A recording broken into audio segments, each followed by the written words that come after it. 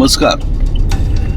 गेल्या 5-7 दिवसाच्या पेक्षाही अधिक काळ होऊन गेला आहे.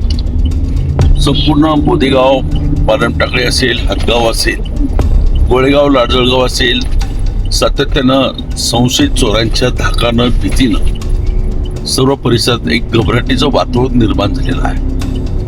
मी स्वतः आणि खासदार निलेश लंके आम्ही प्रशासनाशी संपर्क साधून आहोत.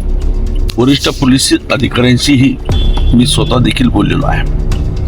पोलीस सदर सगळ्या गोष्टींचा तपास करत आहेत. काही संशयितही ताब्यात घेतलेले आहेत.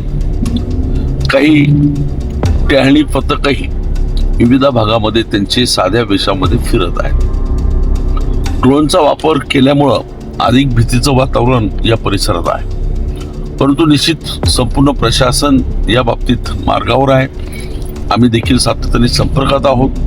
कृपया अफवावरती विश्वासही ठेवू नका आणि केवळ भीतीचं वातावरण राहतंय याच्यामुळे आपण भीती बाळगायचं कारण नाही आहे. सदर तपास हा तातडीनं सुरू असण्याचा करण्याचा प्रयत्न सुरू आहे.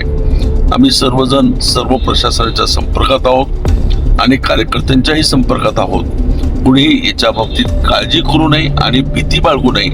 आणि विनंती आहे, केवळ अफवा असतील त्याच्यावरती विश्वास ठेवू नये. आपण सर्वांनी एकमेकांची काळजी घ्यावी ही माझी आपल्याला विनंती आहे.